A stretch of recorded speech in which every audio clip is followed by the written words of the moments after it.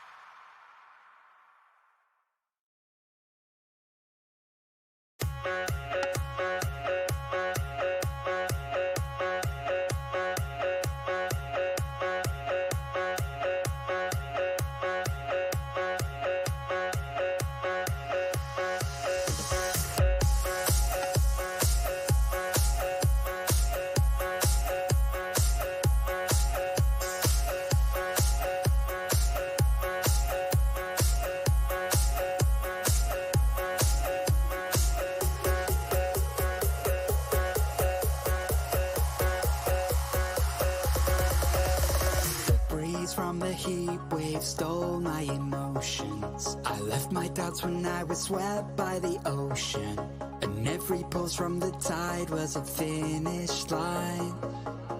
A wave race we were made to ride. You and I were first in line, and we took them by surprise. I was with you all the time. You may not realize, but I'm here. I hear you loud and clear. When we get lost in our own minds, you'll be keeping me near.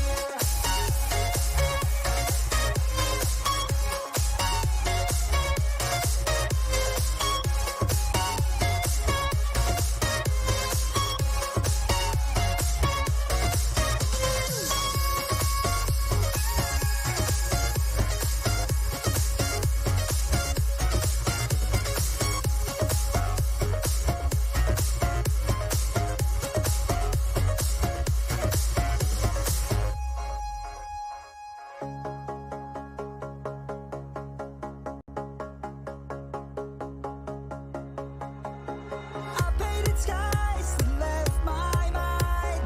They were your design. I followed roads that won't take me home, but lead me to your side. There is a burning in the clouds. Take a deep breath in and step out from among those crowds. Let the feeling of realization in that I'm here. I hear you loud and clear. When we get lost in our own minds, you'll be keeping me near.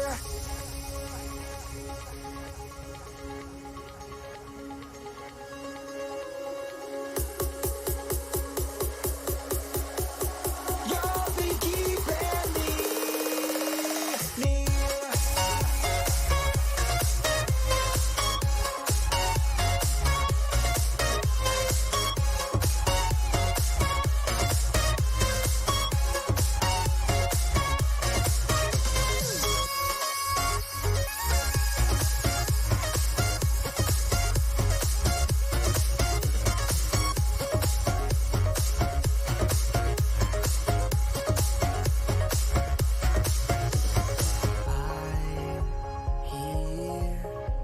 I hear you loud and clear.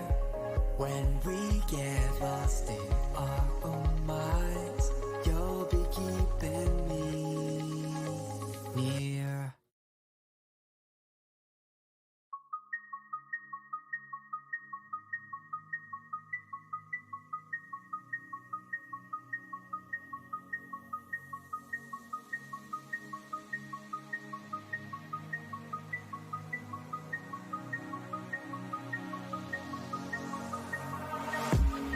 Flew through the clouds at night, was born to fight.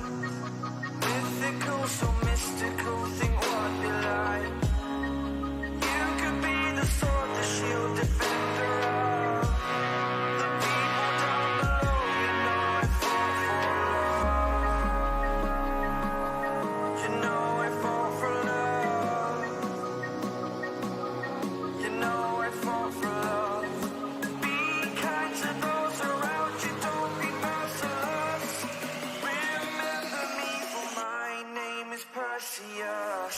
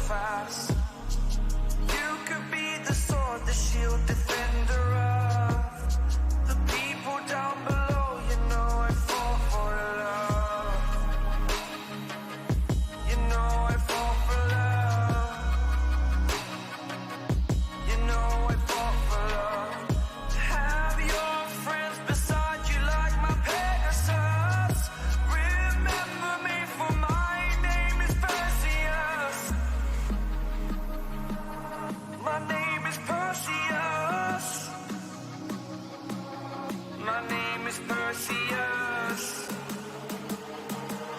My name is Perseus. Perseus.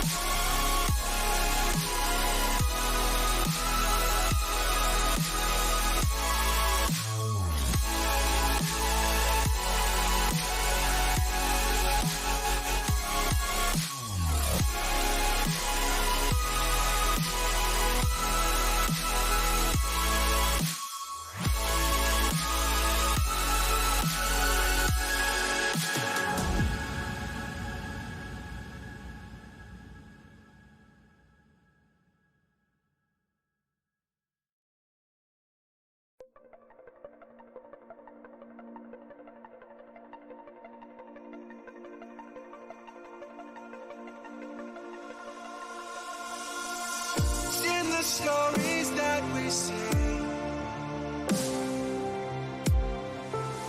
Someone's waiting to be told. The acting compass says the lane. We watch the scenes we live unfold.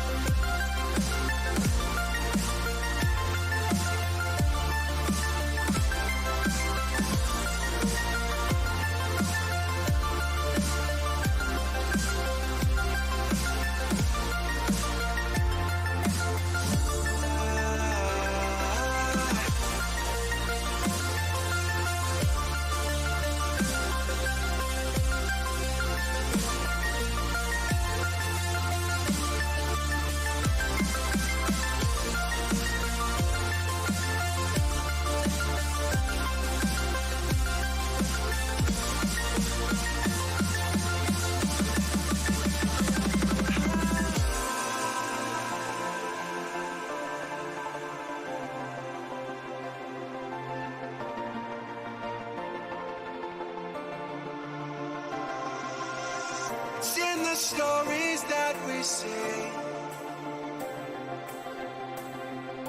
Like someone's waiting to be told. The acting compass says the lane. We watch the scenes we live unfold.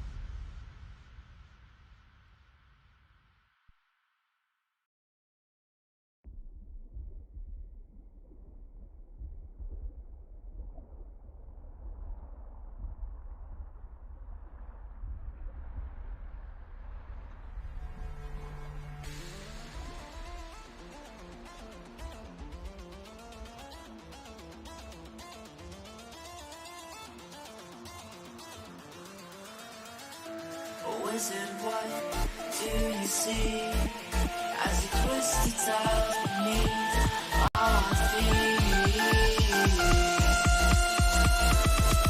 What do you see?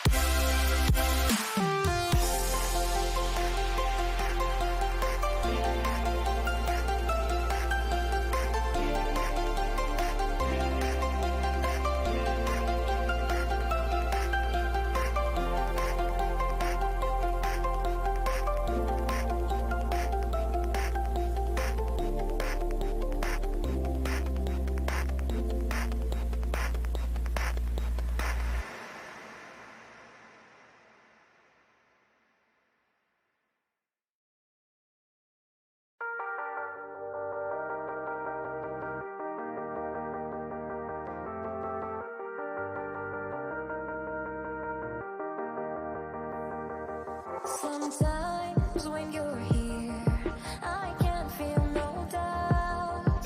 'Cause you keep me where the stars are found. It doesn't really matter, 'cause you're here with me now. It doesn't really matter. It doesn't really matter, 'cause you're here with me now.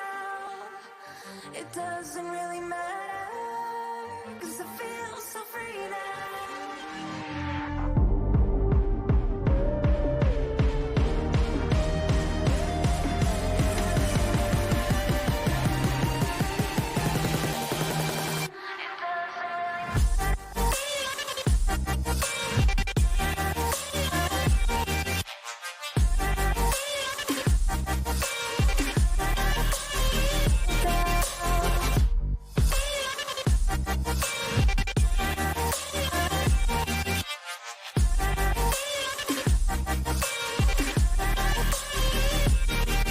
Sometimes I wonder, will we be around to see forever on the silver cloud? Sometimes when you're here, I can't feel no doubt.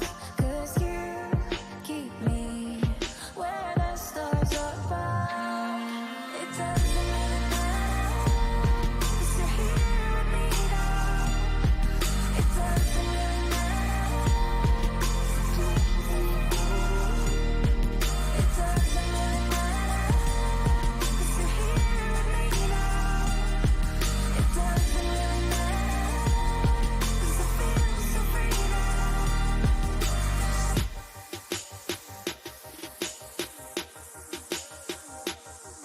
It doesn't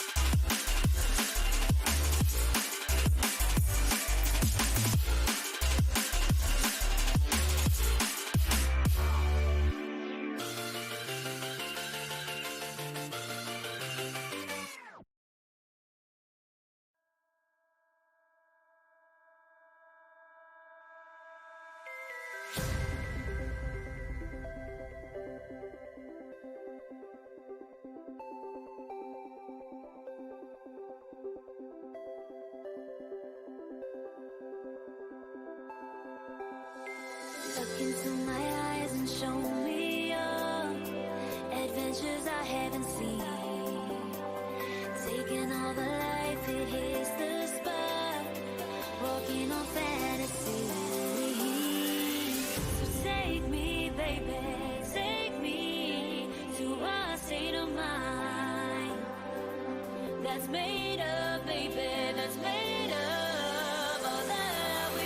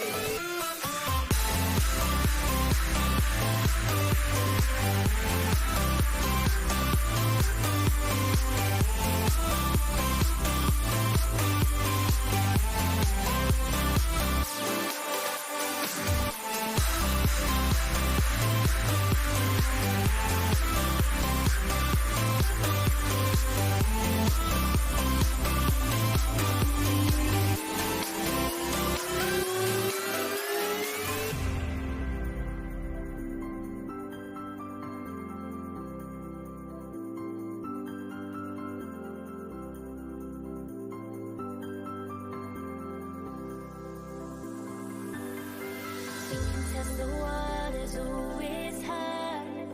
I think we're getting close. Racing through the waves, I want to be where nobody knows. Take me, baby, take me to a state of mind that's made up, baby, that's made up all that we find. Electric, feel it in your hands. Hypnotic, watch your body dance. Happiness, this is what we stand.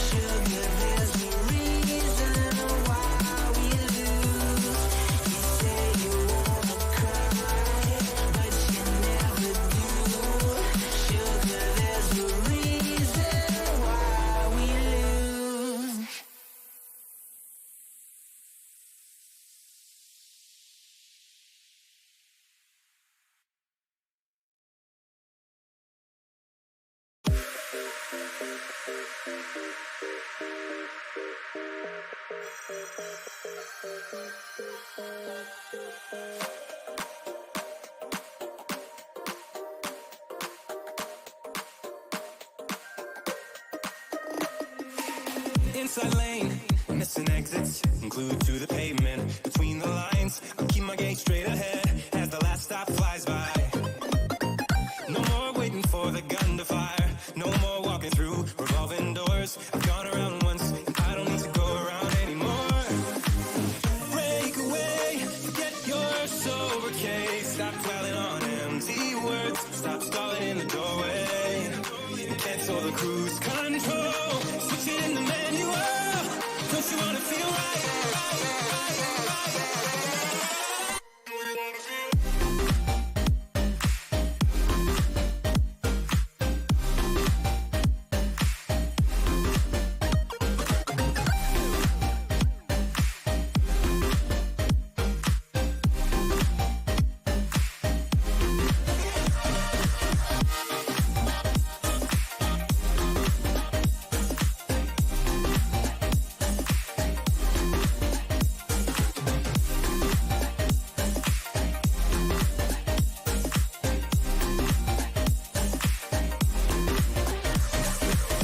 Full steam through the setbacks.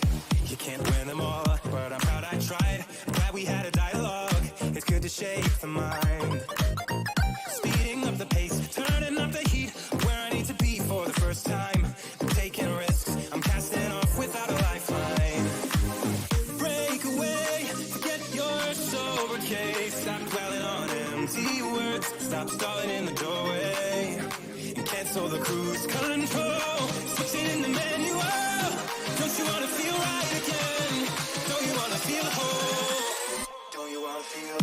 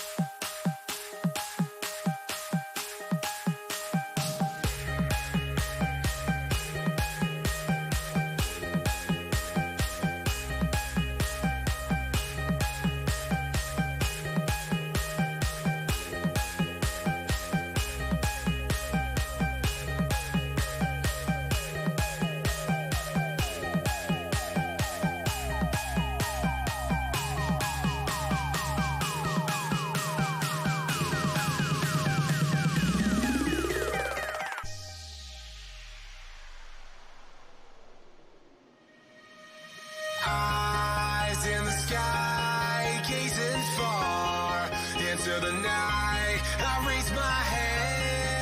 to the fire, but it's no use, 'cause you can't stop it from shining through. It's true, baby, let the light shine through. If you believe it's true, baby, won't you let the light shine through for you.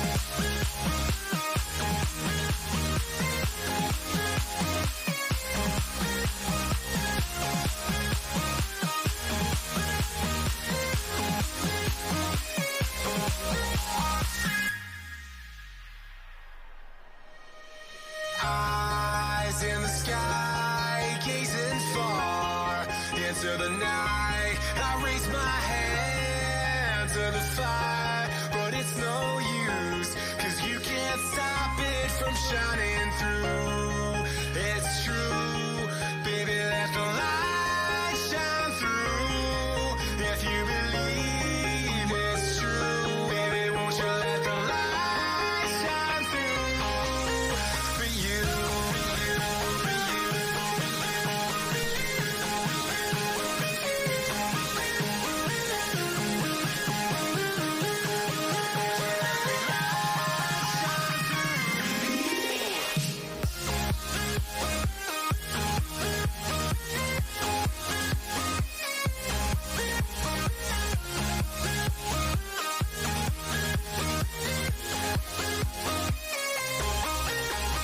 Eyes in the sky, gazing far into the night. I raise my hand to the fire, but it's no use, 'cause you can't stop it from shining through.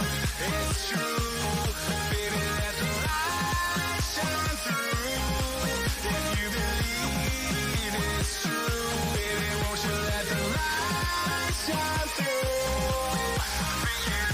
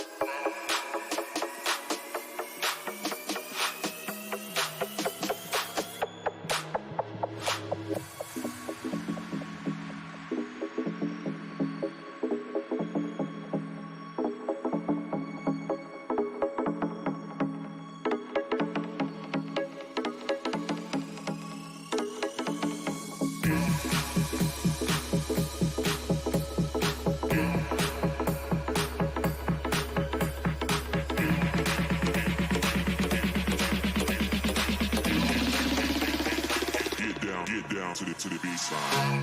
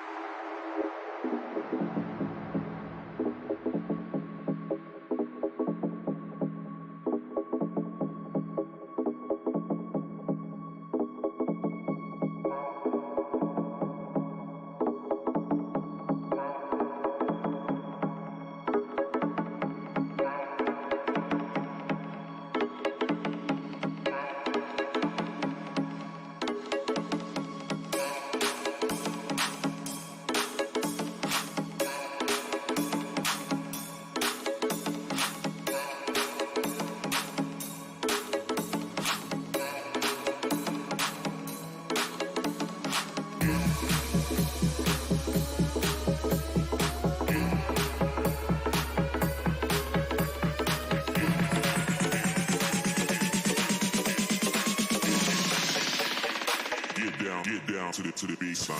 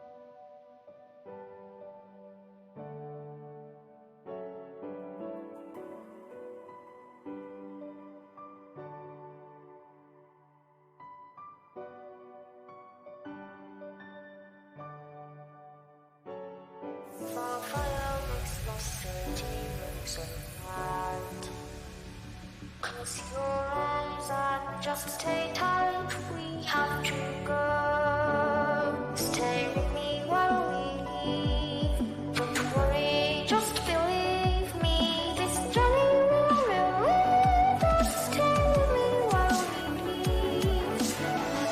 Stay with me.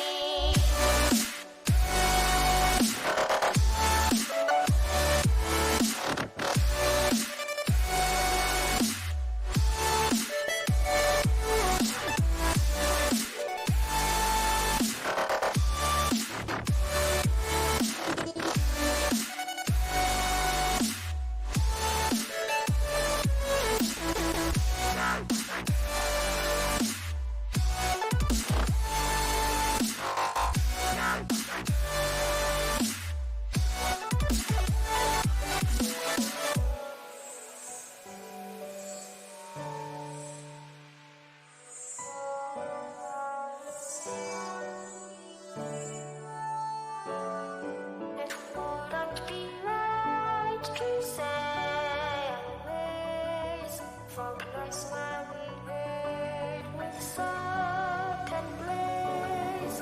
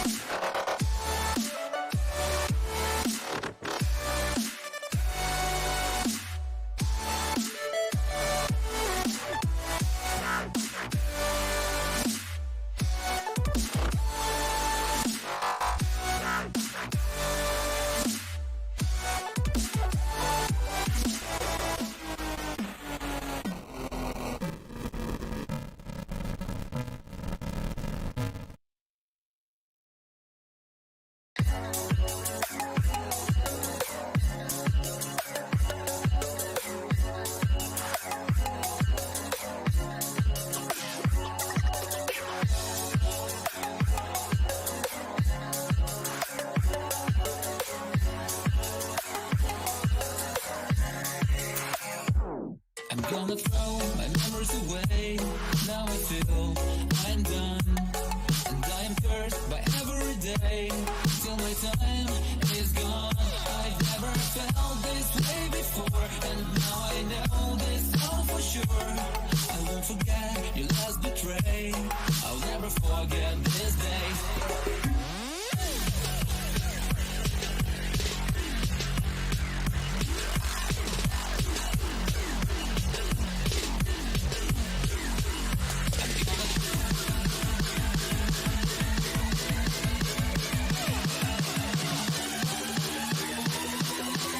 I'll never forget this day.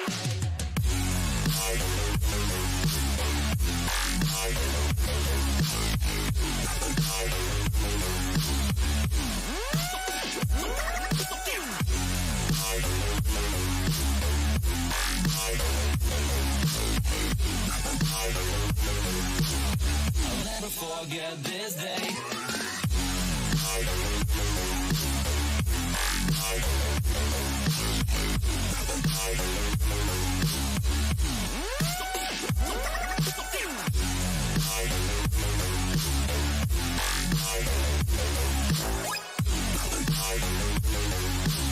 I'll never forget this day.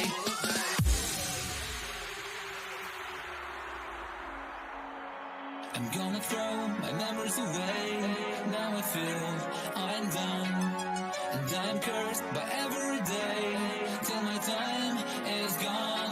I've never felt this way before, and now I know this all for sure. I won't forget your last betray. I'll never forget this day.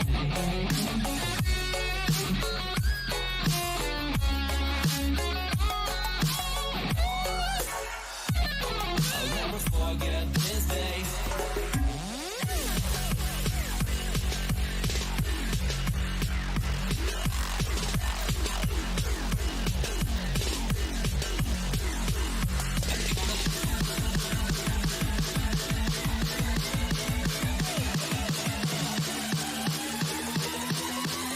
I'll never forget this day.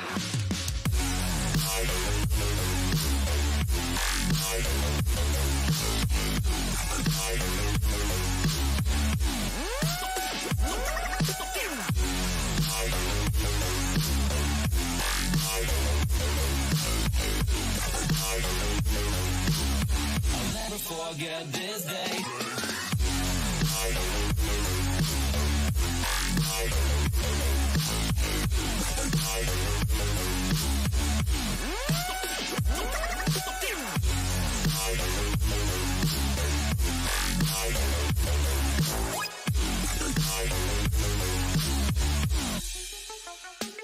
I'm gonna throw my memories away. Now I feel I'm done, and I am cursed by every day till my time is gone. I've never felt this way before, and now I know this all for sure. I won't forget your last betray. I'll never forget this day.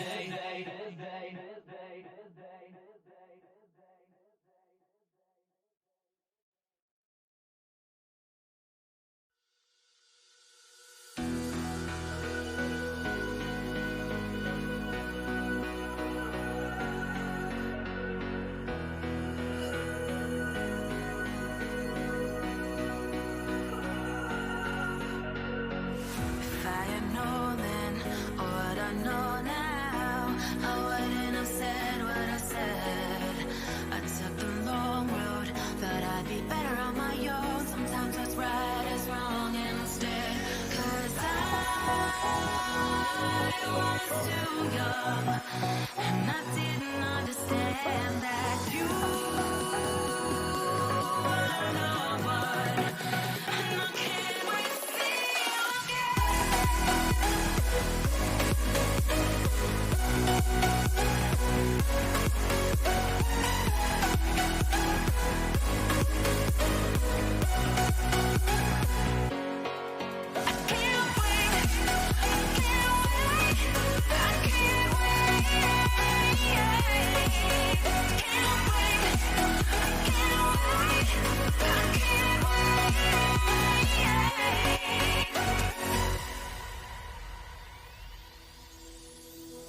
And inside is bleeding, when your heart's bleeding, and all you can see is red.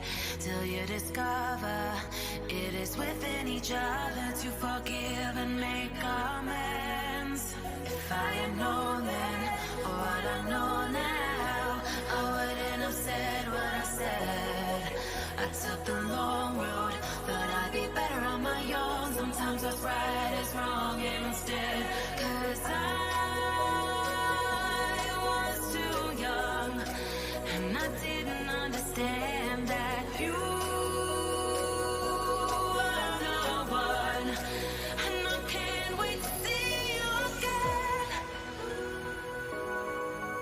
Oh, I can't wait, I can't wait, I can't wait. 'Cause I was too young, and I didn't understand that you are the one.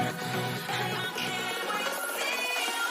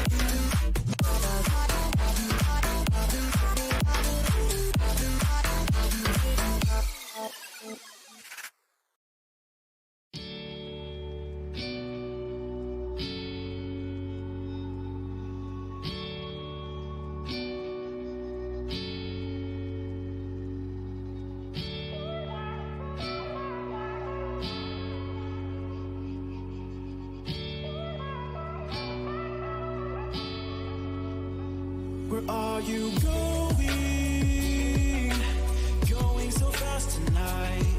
Have you ever stopped beside the road to smell the rose of life? Take a breath now, don't hold it in too long, 'cause you might end up missing out on life's short little song. She's saying, ooh, you've got one life to live. She's singing, ooh, you've got one life to live. Don't let it go. Ooh, you've got one life to live. She's singing, ooh, you've got one life to live. Don't let it go.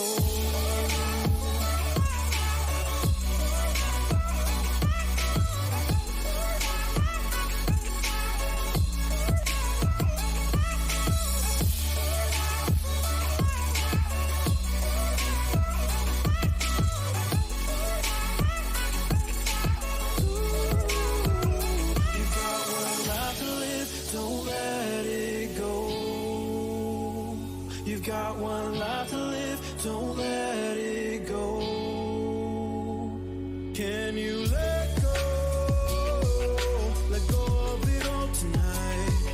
Or will you decide to push on through and ignore the words inside? Take a breath now, don't hold it in too long, 'cause you'll find you're missing out a last short little song. She's saying, you've got one life to live. She's singing, ooh, you've got one life to live. Don't let it go. Ooh, you've got one life to live.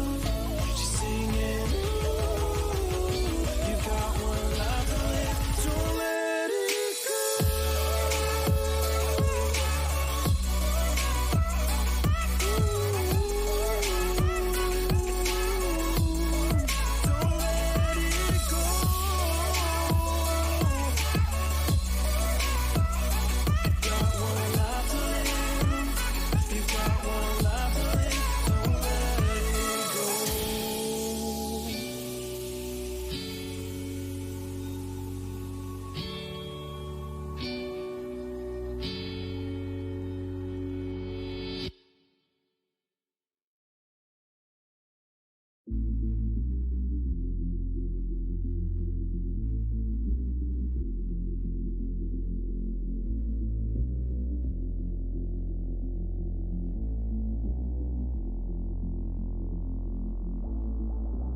When the night is over, my life is over, 'cause I start thinking again about our time together. When the night is over, my life is over, 'cause I start thinking again about our time together.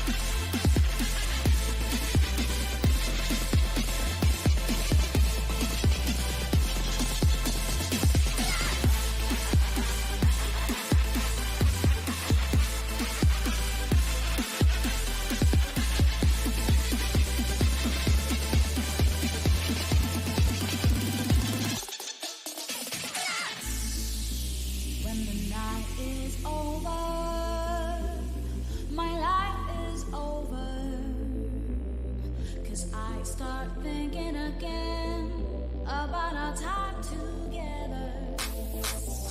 When when the night is over. My life is over. 'Cause I start thinking again about our time together.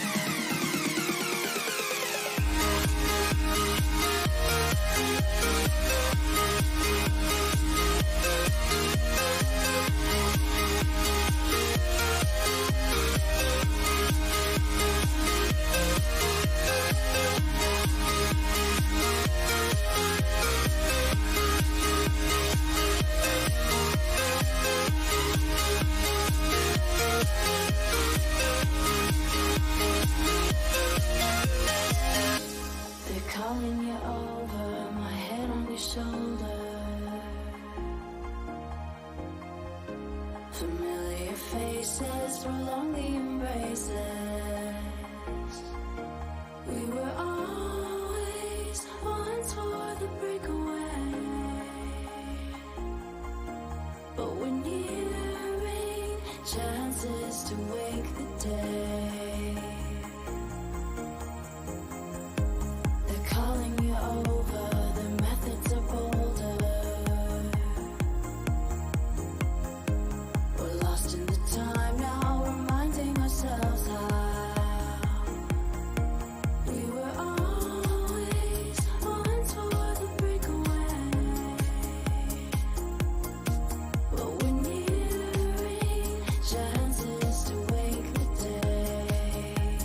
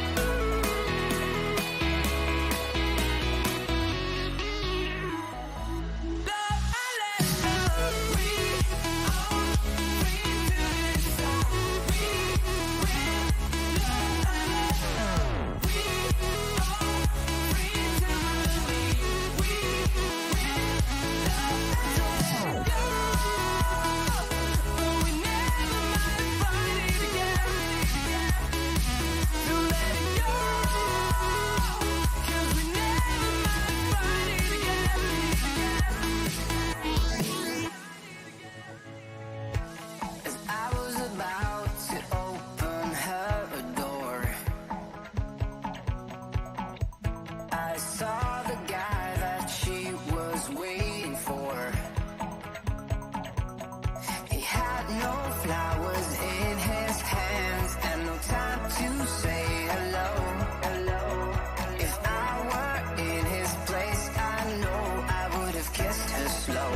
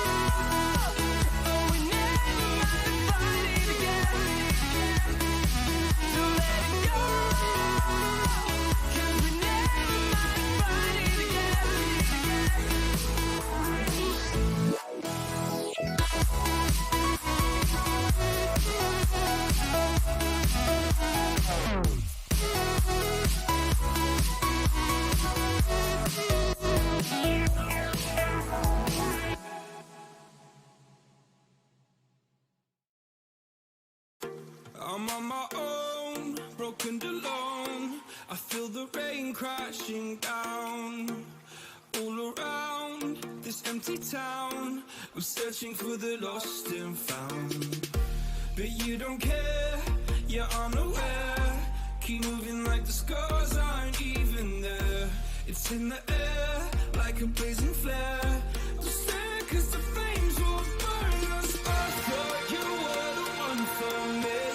That's why I gave you everything. Held you close by the stormy seas. Oh, you meant the world to me.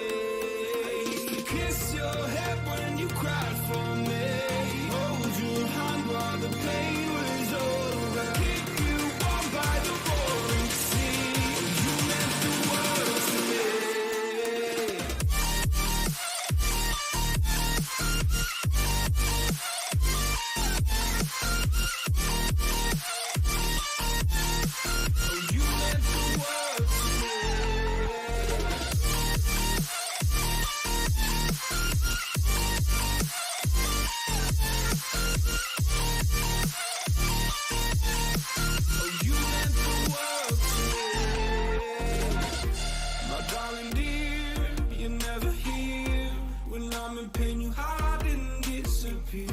Like shadows in the atmosphere, charting the stratosphere.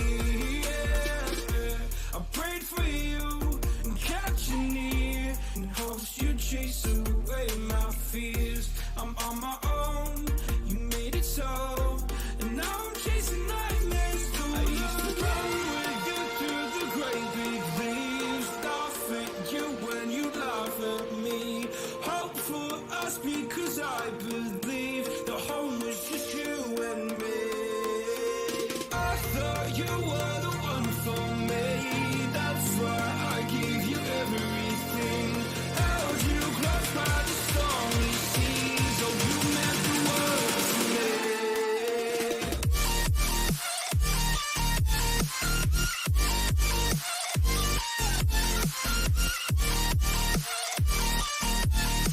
Oh, you meant the world to me.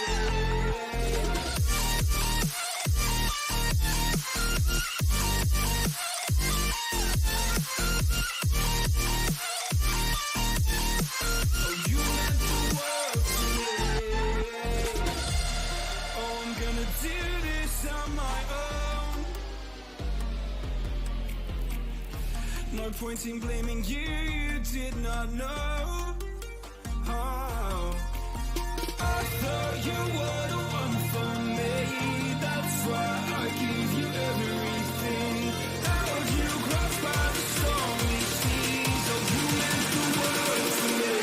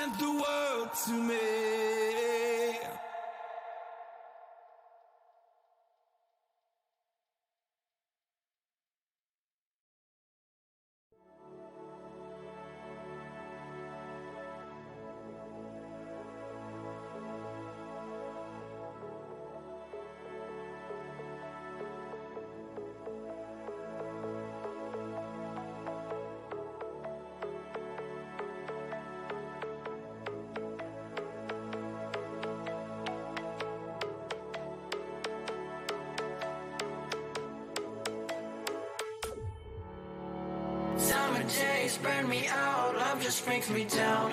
Go inside like winter leaves that slowly leave the ground. Hey, you come back, I wanna give you a chance. Love me like you used to, so we can learn again. The skin is getting brown, maybe drink tonight away. Maybe we will not regret it, you will not regret me. Laying down under the sun, burning love cause we are young. No one tells us what's done wrong, cause it's just me and you.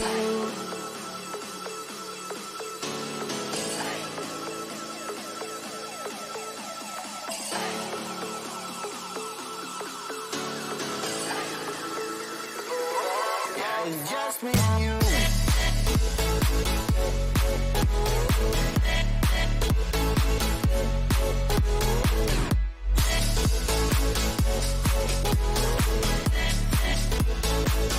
Yeah, it's just me and you.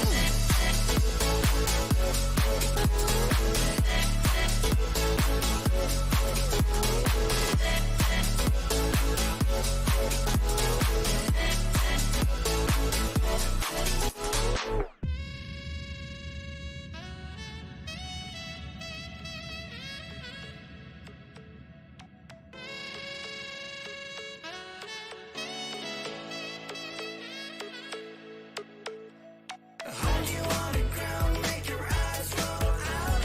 Kiss me all around, baby, do you like the sound of my wasted love? Wasted love, of my wasted love. Hold you on the ground, make your eyes roll out. Kiss me all around, baby, do you like the sound of my wasted love? Wasted love, of my wasted love.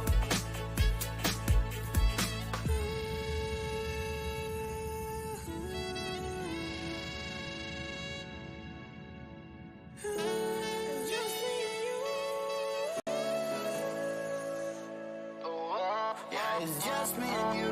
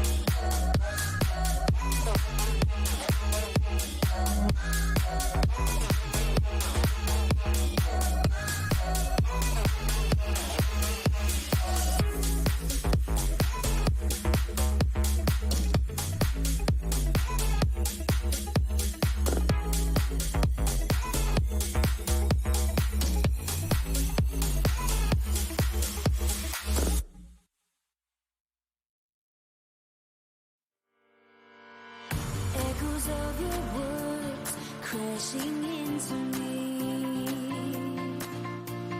Drown me in your lies, and there's no way to breathe. And my walls will keep you down. I am safe without the sound of you around. It's getting colder, and I'm the storm that's taking over.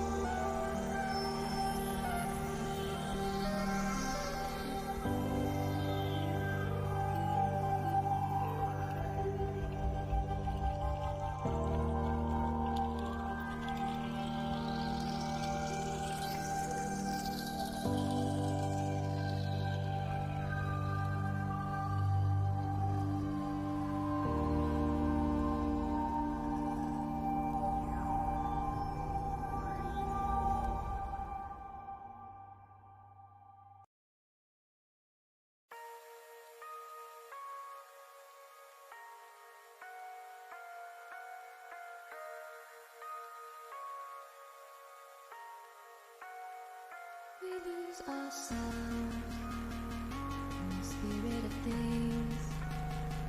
We lose our sight when we put our trust in things of this material world, of things that fade away. Yet we keep coming back, keep coming back, keep coming back, keep coming back, keep coming back, keep coming back, keep coming back, keep coming back, keep coming back, keep coming back, keep coming back. Of things we know.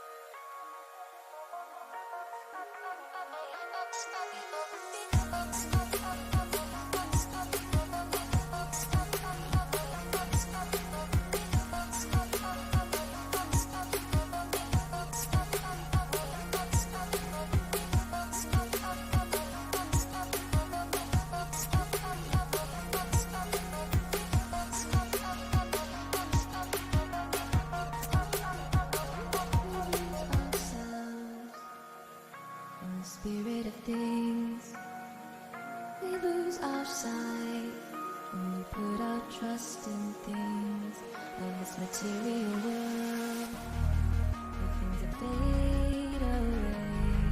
Yet we keep coming back, keep coming back, keep coming back, keep coming back, keep coming back, keep coming back, keep coming back, keep coming back, keep coming back.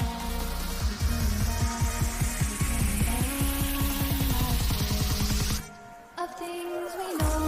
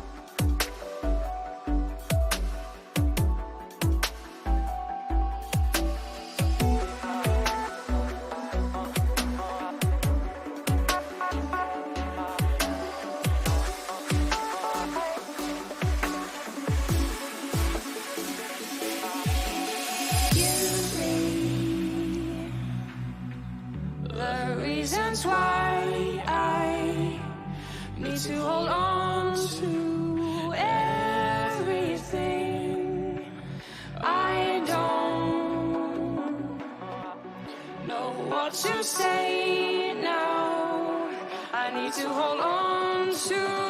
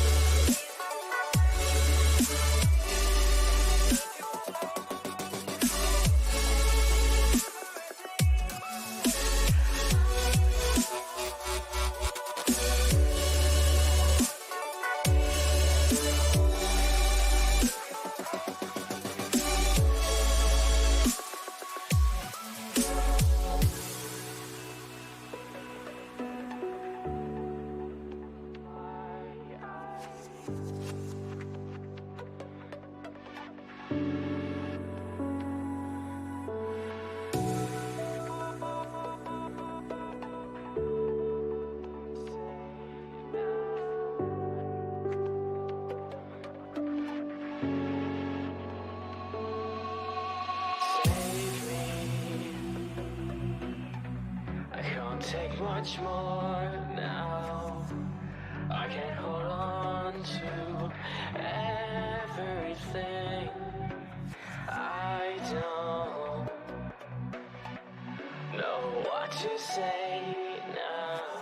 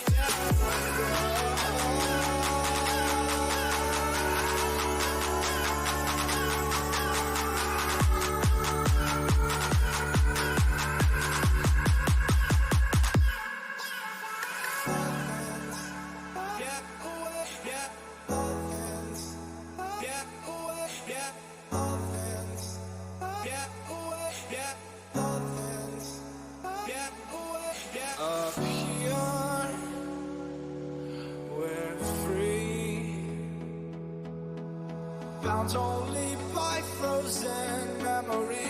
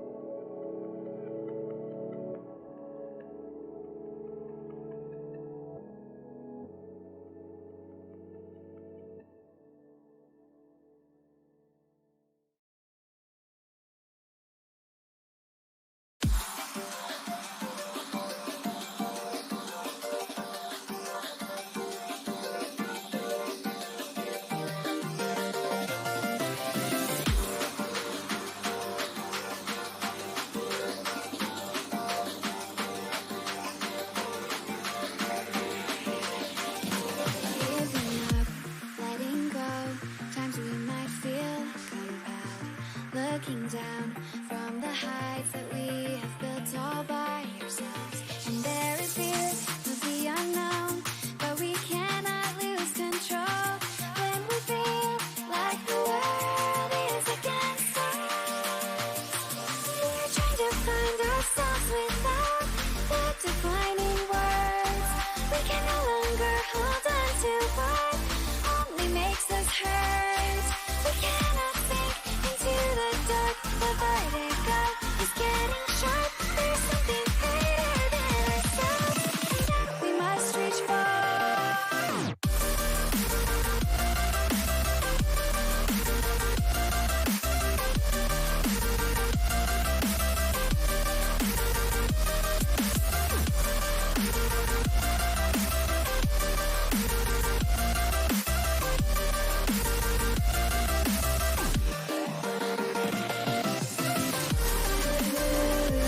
Into the infinite that we must reach. Into the infinite that we must reach. Into the infinite that we must reach. Into the infinite that we must reach.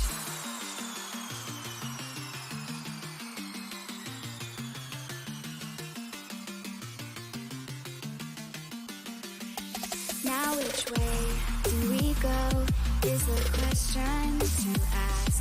There are so many choices that it's hard not to look past.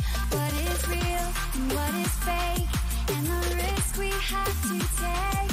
Will we know what is throwing off our balance? We're trying to find ourselves without the defining words. We can no longer hold on to what only makes us hurt. We cannot sink into the dark. The vertigo is getting sharp. There's something greater than ourselves that we must reach for.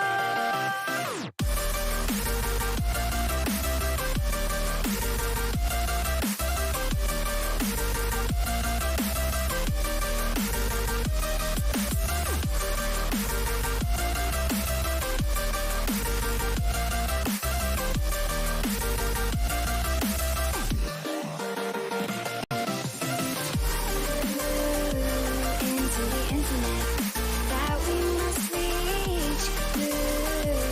Into the infinite that we must reach. Into the infinite that we must reach.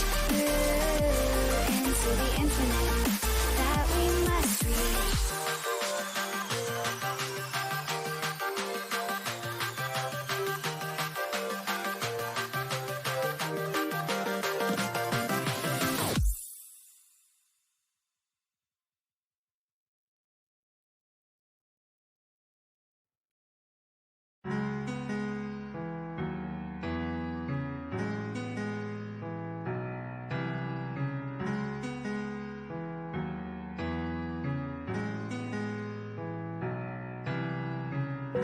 Take my hand and we'll go away to a different place.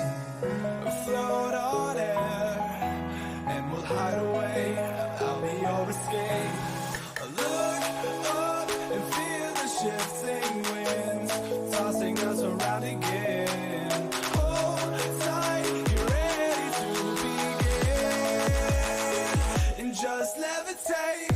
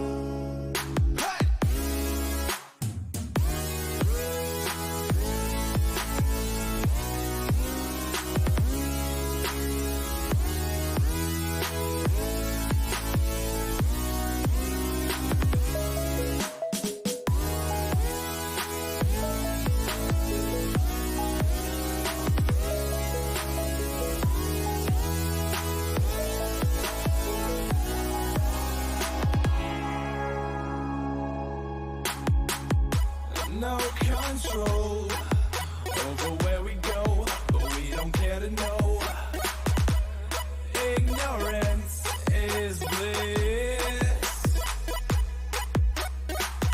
Your tears are gone, and they drifted back from where they came, and they will not be missed. Look up and feel the shifting winds tossing us around again. Hold tight, you're ready to begin, and just levitate.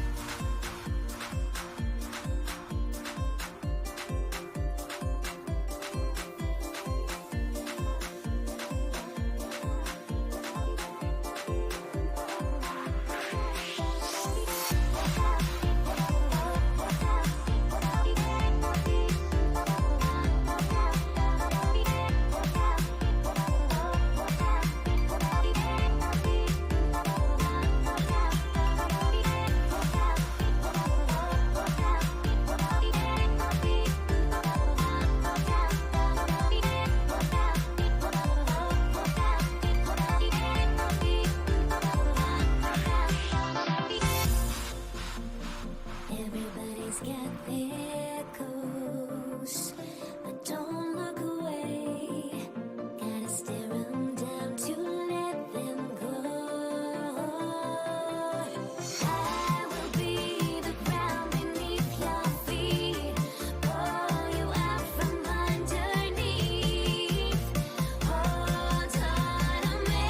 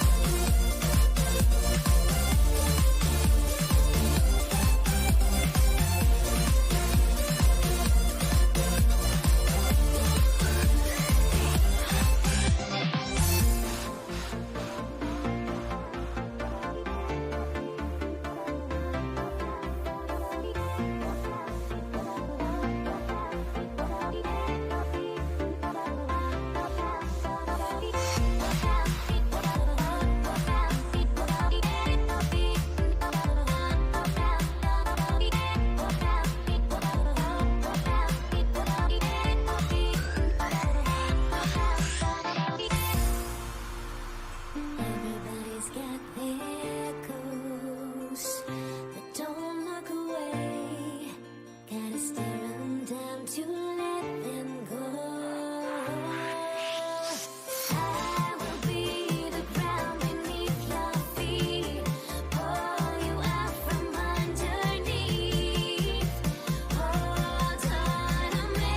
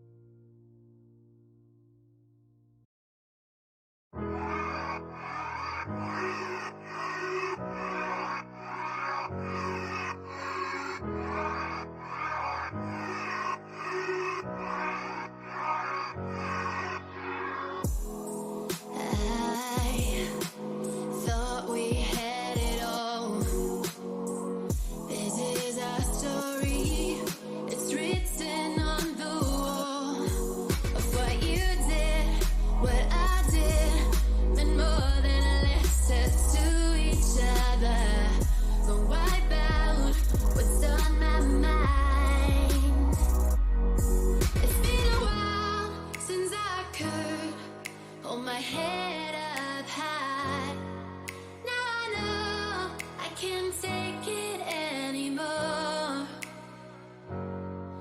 'Cause I'm feeling that I'm lost inside, trying to get over you.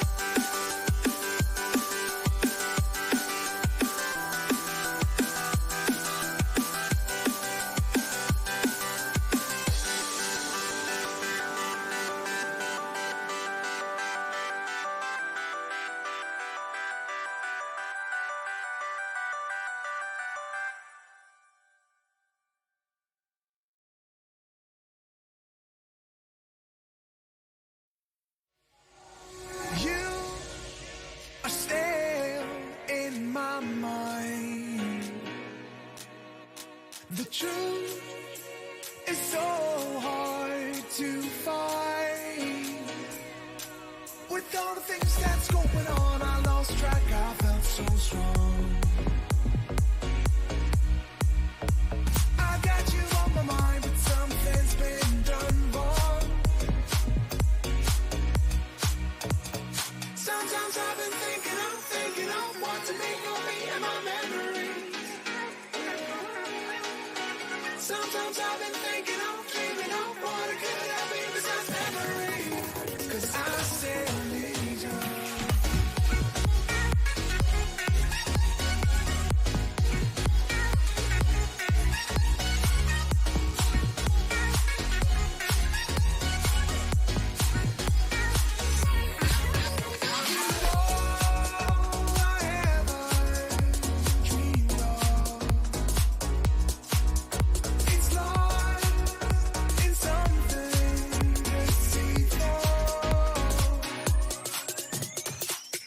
I've been left astray by the moonlight sweeping.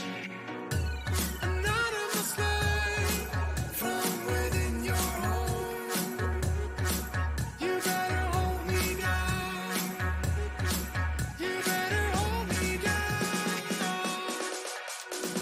Sometimes I've been thinking of what to make of me and my memories. Sometimes I've been thinking of, dreaming of what it could have been besides memories. 'Cause I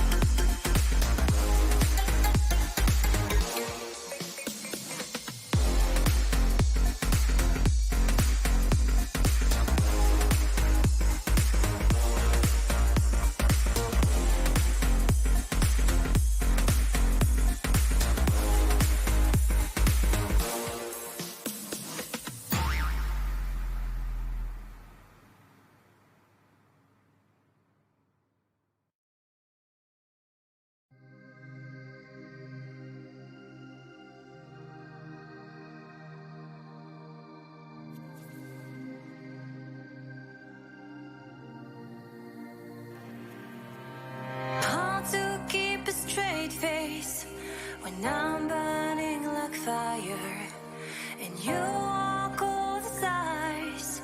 I'm drawn in desire, and you have to think twice.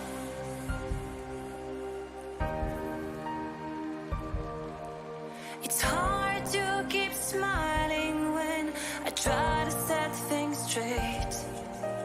You don't even listen.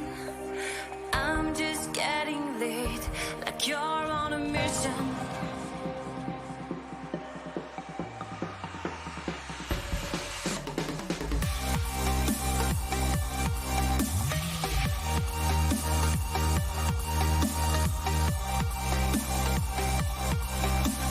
Drawn in desire, and you have to think twice.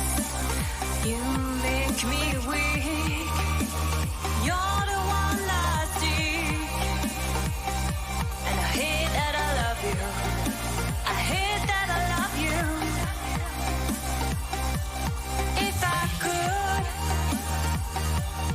and I would, carve out your heart, carve out your heart.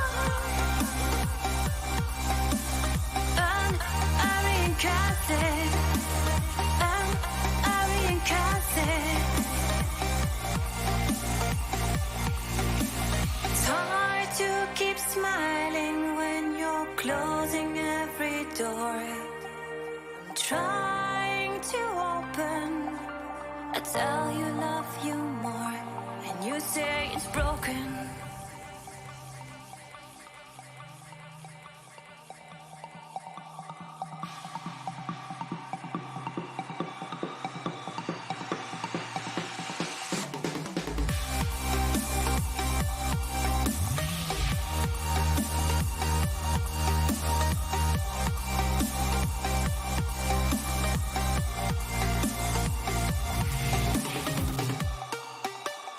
You make me weak.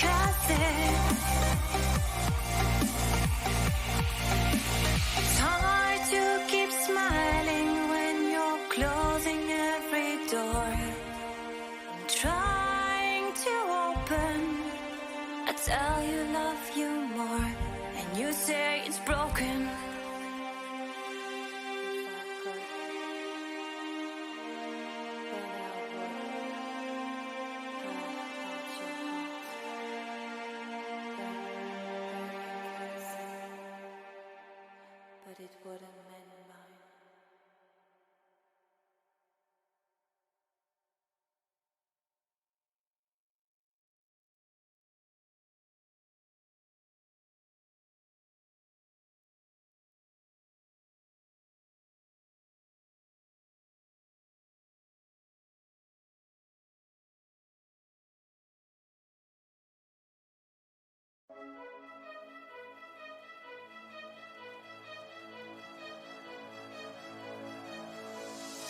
Can you hear my heartbeat calling?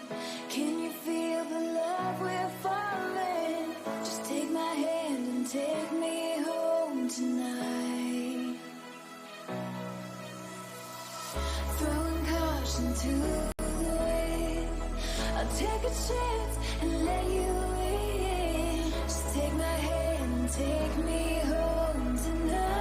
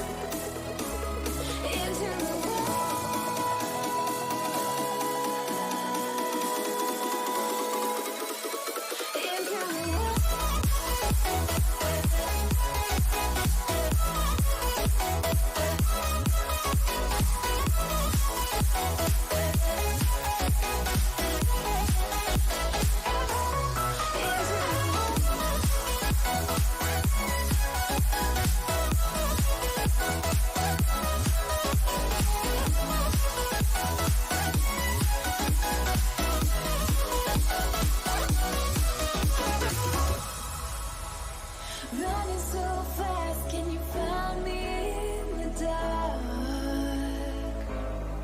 Oh baby, close your eyes and listen to the beat of my heart. Take my hand, don't be afraid. A love like ours just can't be tamed. Take my heart, just feel the beat. We'll leave tonight and run free into the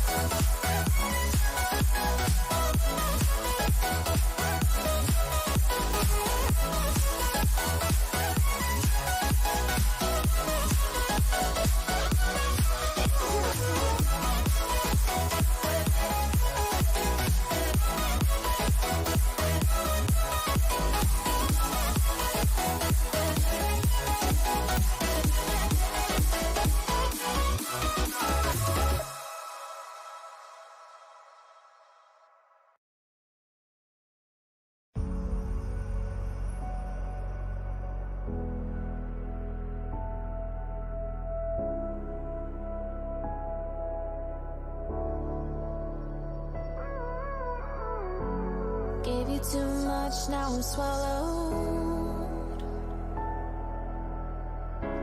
Now I'm the fool while you're breaking rules.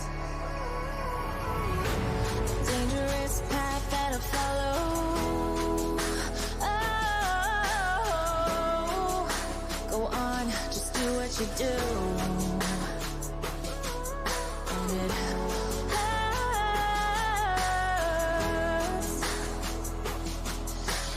bleed for you, cry for you, oh, oh. Let me bleed.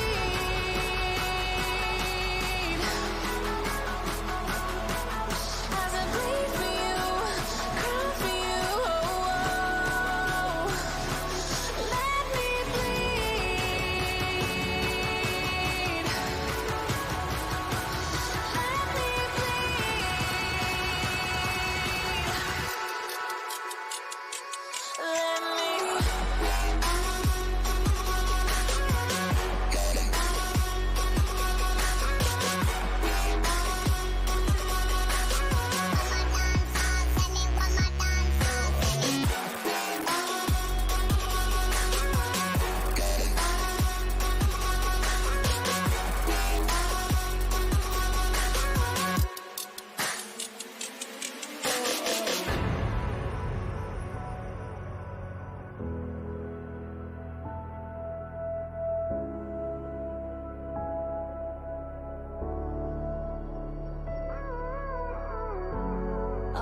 pain seems to follow, like a shadow dark and cold to the touch. Am I insane not to let go? Oh, go on, just do what you do. And it hurts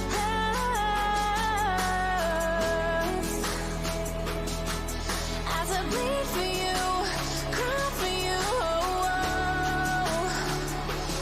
Let me bleed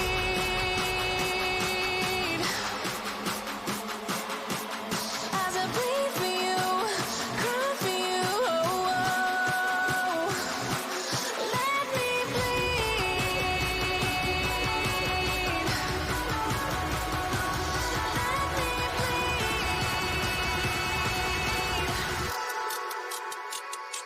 let me.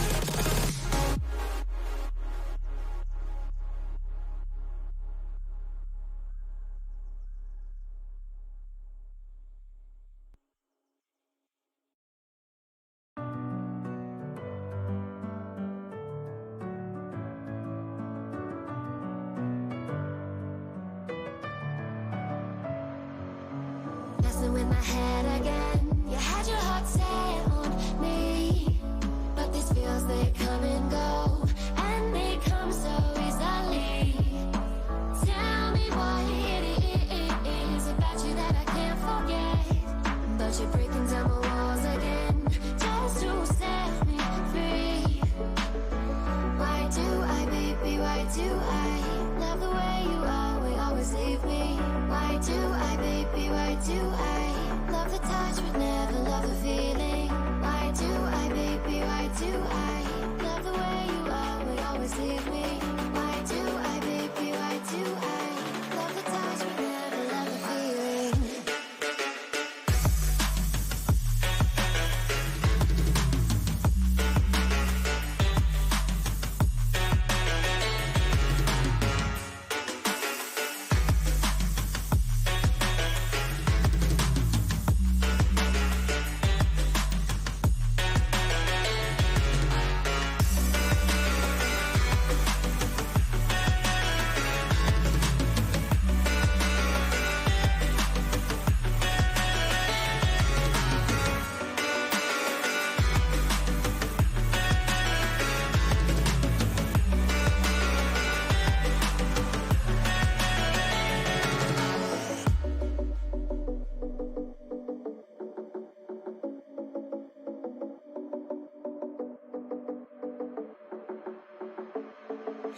Staying up when I go out, you gotta know I'm all yours. But when I say what's that about, you start slurring your words. Tell me why you have to seem so distant when I'm holding you.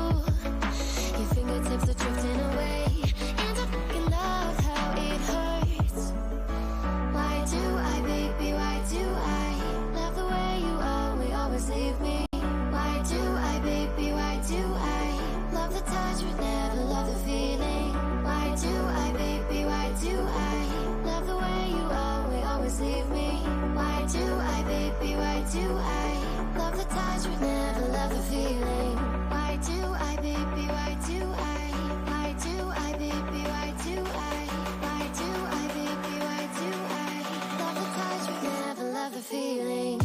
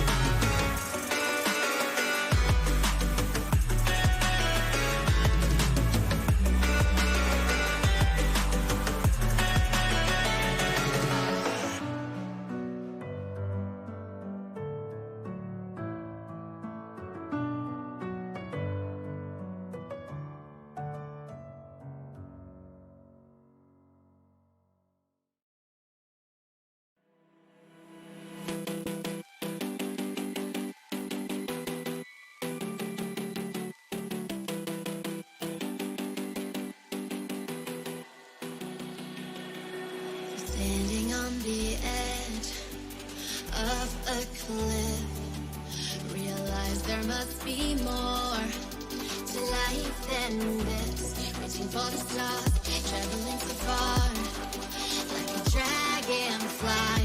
Just grab my hand from him, sin.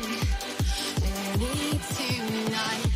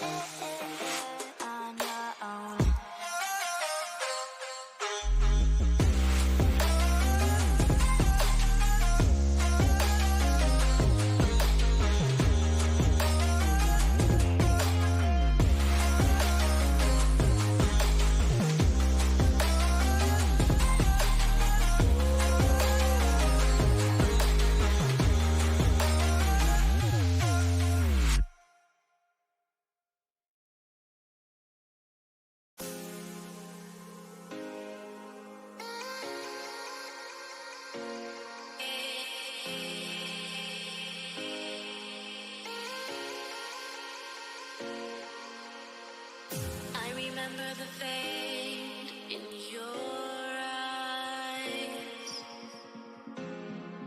I'm lost in space, floating away.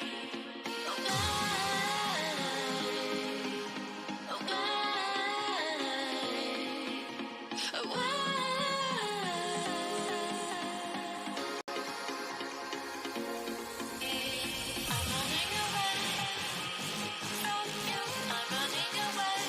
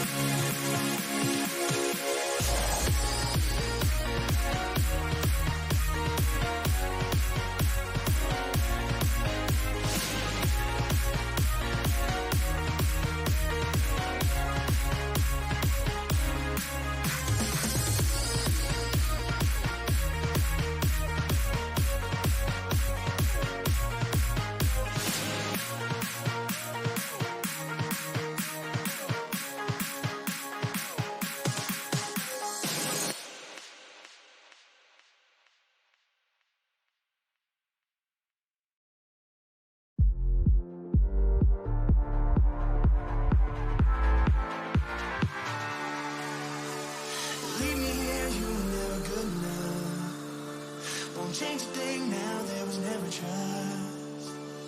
Don't you say a word, cause I've heard it all. You were just pain when you felt it all. Oh. Something tells me that I won't miss it. It's the first time that we can't fix it. It's irreversible damage done. The thrill is gone. Ooh, baby, I ain't no one like you. You chose to keep the truth inside. Ooh, baby, keep my all to you. All you did was tell me lies. Something tells me that I won't miss it. It's the first time that we can't fix it. It's irreversible damage done. The thrill is gone.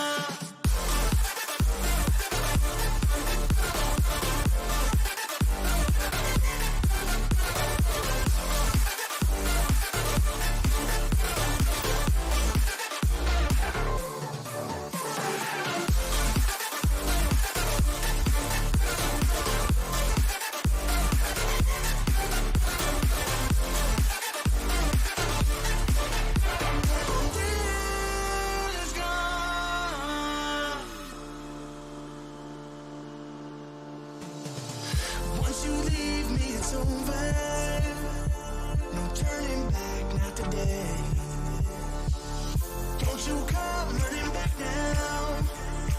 I'm not a home for the shame. Something tells me that I won't miss it. It's the first time that we can't fix it. It's irreversible damage done. The thrill is gone. Ooh, baby, there ain't no one like you. You chose to keep the truth inside. Ooh, baby, keep my all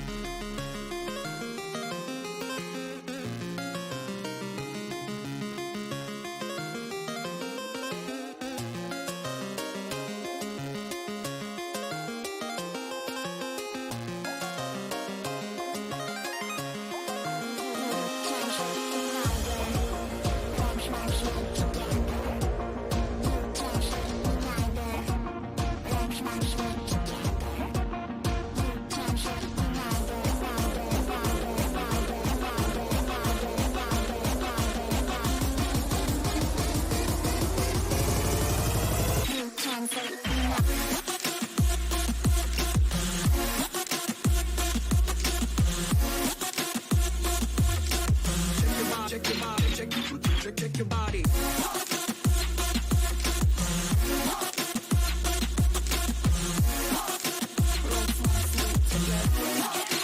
You can see me now, boy.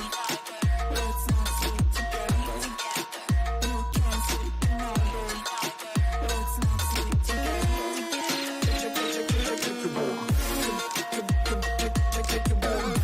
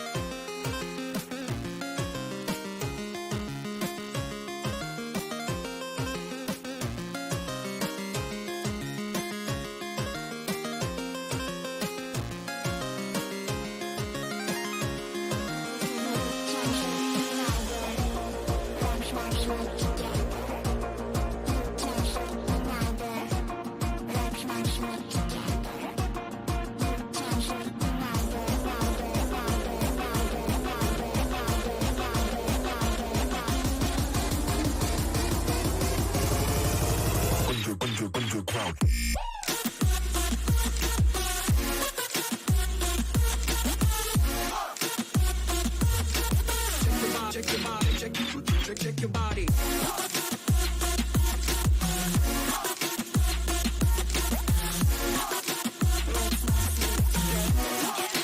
You can see me now, boy.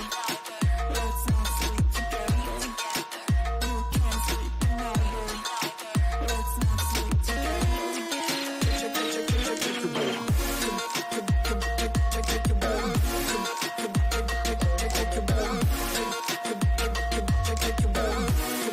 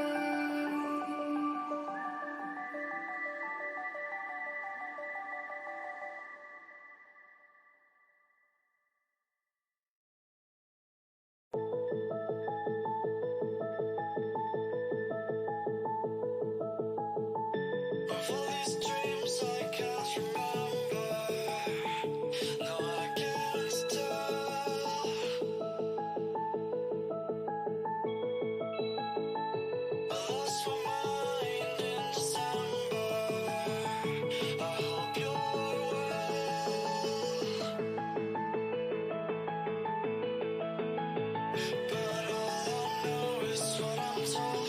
This feeling cannot be controlled. Watch the stars when I am gone. Have faith in me, we will behold. The skies are cast, they are foretold. Watch the stars when I'm gone. When I am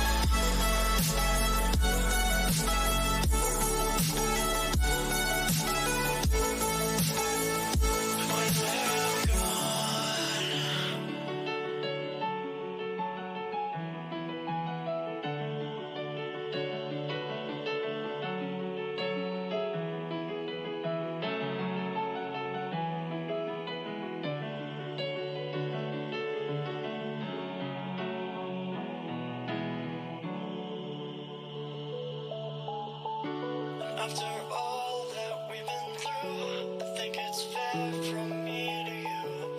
Watch it burn as we soar away. Hey, hey. After all is said and done, and I know I am the one. I have waited here forever. But all I know is what I'm told. This feeling cannot be controlled. Watch the stars when I am gone. Have faith in me, we will behold. The skies are cast, they are foretold. Watch the stars when I'm gone. When I am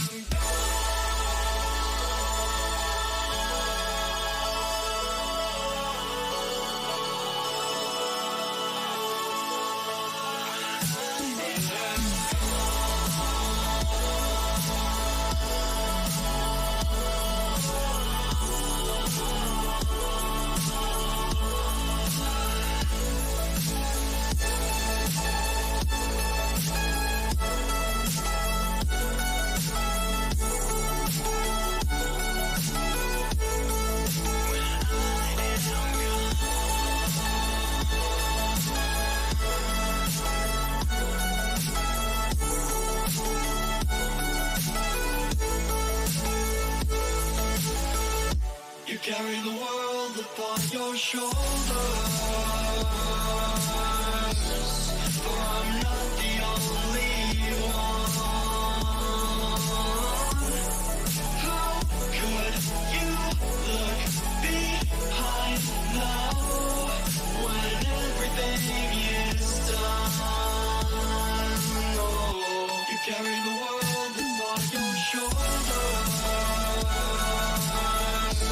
For I'm not the only one.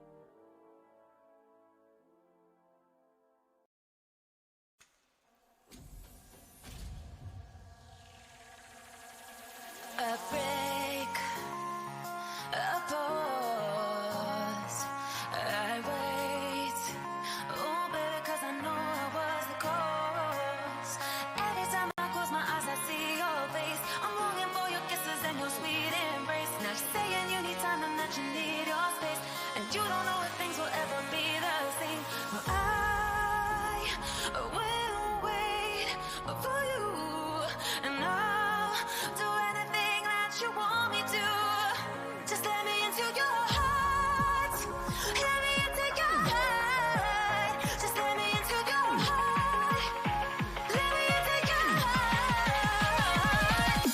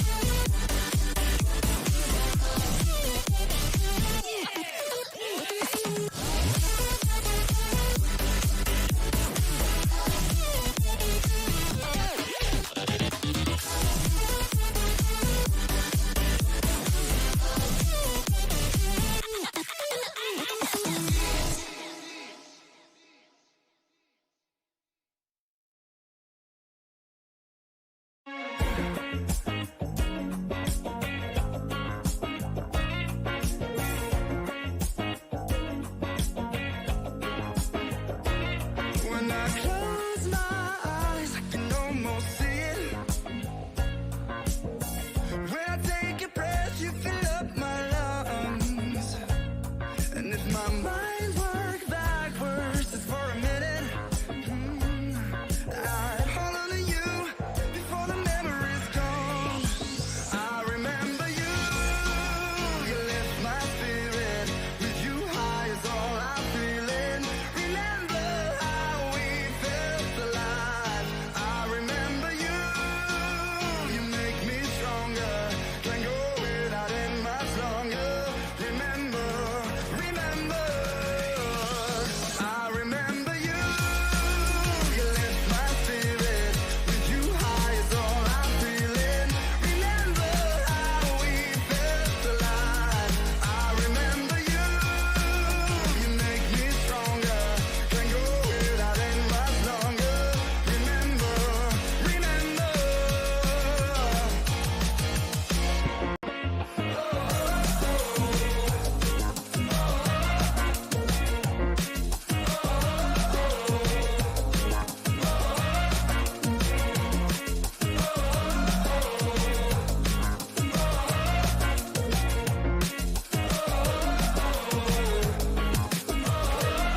When I close my eyes, I can almost see it. When I take a breath, you fill up my lungs. And if my mind works backwards just for a minute, I'd hold on to you before the memory's gone. I remember you, you lift my spirit. With you high is all I'm feeling. Remember how we felt alive. I remember you, you make me stronger. Can't go without it much longer. Remember, remember, I remember you, you lift my spirit. With you high is all I'm feeling. Remember how we felt alive. I remember you, you make me stronger. Can't go without it much longer. Remember, remember.